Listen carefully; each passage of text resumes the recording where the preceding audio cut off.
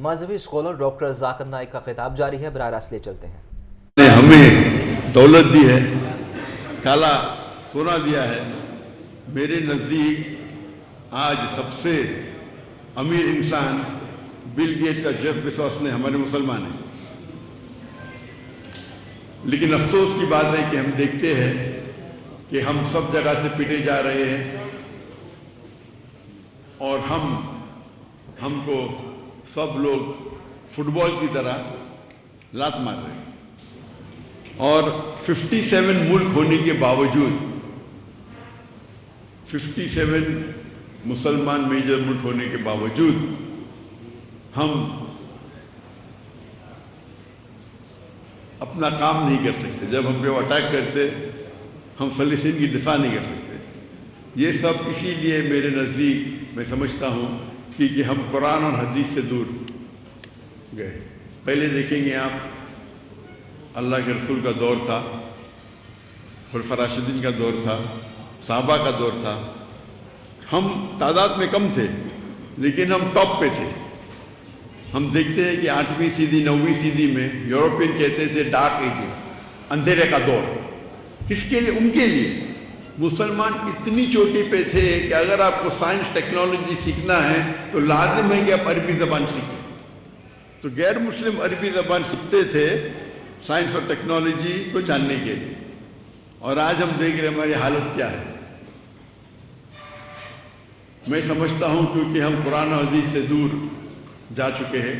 اللہ تعالیٰ فرماتے ہیں سورہ عمران میں سورہ نمبر 3 آیت نمبر 103 میں، وَاعْتَصِمُوا بِحَبْلِ اللَّهِ جَمِيعًا وَلَا تَفَرَّقُوا، کہ ہم اللہ کی رسی کو مضبوطی سے پکڑے اور آپس میں نہ بٹے۔ اللہ کی رسی ہے قرآن اور صحیح حدیث۔ اور ہم دیکھتے ہیں کہ ہمارے معاشرے میں کئی فرقے ہیں۔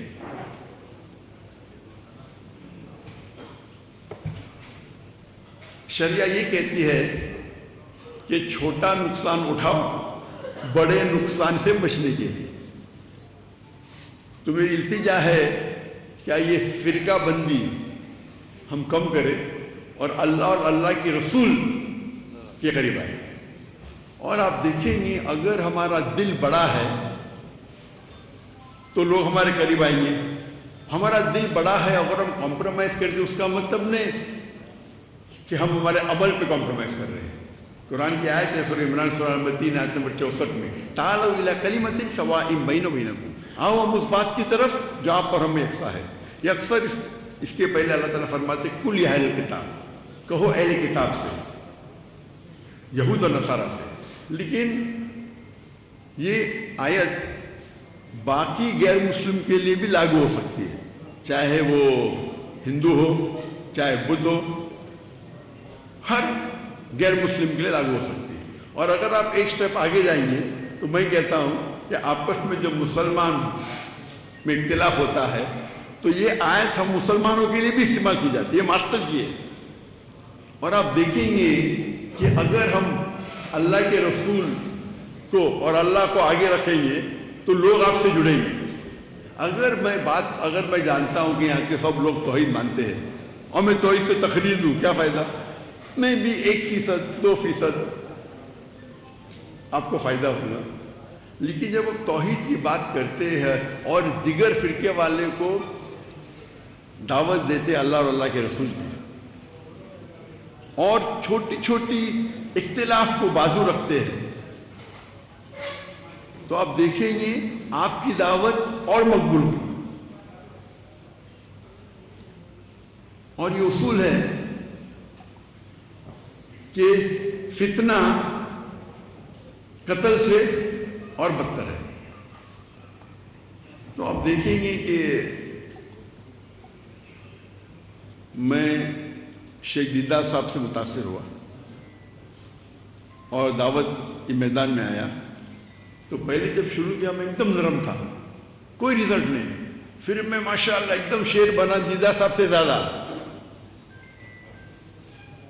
اس کے بعد پتہ چلا جو آیت میں پڑھتا ہوں، ادعو الی سبیل ربک حکمہ، حکمہ سے بات کرو، کبھی نرم کبھی گرم کبھی سخت، لیکن اکثر نرم ہونا چاہیے۔ ضرورت ہے تو شیر کے جیسی بات کرو، لیکن شیر کو گرجنے کی ضرورت نہیں. وہ جنگل میں آ جاتا ہے تو لوگ سمجھ جاتے ہیں کہ یہ شیر ہے, گرجنے کی ضرورت نہیں. تو ہم اگر اس طریقے نے ہمیں دولت دی ہے, کالا سونا دیا ہے, میرے نزدیک آج سب سے امیر انسان بل گیٹس اور جیف بیزوس نے ہمارے مسلمان ہیں. لیکن افسوس کی بات ہے کہ ہم دیکھتے ہیں کہ ہم سب جگہ سے پیٹے جا رہے ہیں اور ہم کو سب لوگ فٹ بال کی طرح لات مار رہے ہیں. اور 57 ملک ہونے کے باوجود 57 مسلمان میجر ملک ہونے کے باوجود ہم اپنا کام نہیں کر سکتے. جب ہم پہ وہ اٹیک کرتے ہم فلسطین کی دفاع نہیں کر سکتے. یہ سب اسی لیے میرے نزدیک میں سمجھتا ہوں کہ ہم قرآن اور حدیث سے دور گئے. پہلے دیکھیں گے آپ, اللہ کے رسول کا دور تھا, خلفاء راشدین کا دور تھا, صحابہ کا دور تھا. ہم تعداد میں کم تھے لیکن ہم ٹاپ پہ تھے. ہم دیکھتے ہیں کہ 8ویں صدی 9ویں صدی میں یورپین کہتے تھے ڈارک ایجز, اندھیرے کا دور. کس کے لیے؟ ان کے لیے. مسلمان اتنی چوٹی پہ تھے کہ اگر آپ کو سائنس ٹیکنالوجی سیکھنا ہے تو لازم ہے کہ آپ عربی زبان سیکھیں. تو غیر مسلم عربی زبان سیکھتے تھے سائنس اور ٹیکنالوجی کو جاننے کے لیے. اور آج ہم دیکھ رہے ہیں ہماری حالت کیا ہے. میں سمجھتا ہوں کیونکہ ہم قرآن و حدیث سے دور جا چکے ہیں. اللہ تعالیٰ فرماتے ہیں سورہ عمران میں سورہ نمبر 3 آیت نمبر 103 میں وَاعْتَصِمُوا بِحَبْلِ اللَّهِ جَمِيعًا وَلَا تَفَرَّقُوا, کہ ہم اللہ کی رسی کو مضبوطی سے پکڑے اور آپس میں نہ بٹے. اللہ کی رسی قرآن اور صحیح حدیث. اور ہم دیکھتے ہیں کہ ہمارے معاشرے میں کئی فرقے ہیں.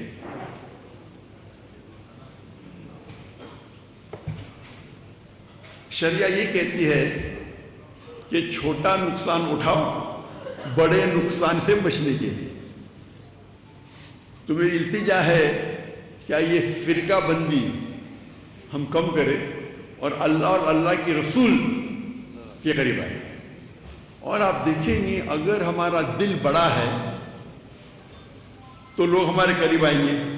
ہمارا دل بڑا ہے اگر ہم کمپرومائز کر دیں اس کا مطلب نہیں کہ ہم ہمارے عمل پہ کمپرومائز کر رہے ہیں. قرآن کی آیت ہے سورہ عمران سورہ نمبر 3 آیت نمبر 64 میں تعالوا الی کلمۃ سواء بیننا وبینکم, آؤ ہم اس بات کی طرف جو آپ پر ہمیں یکساں ہے.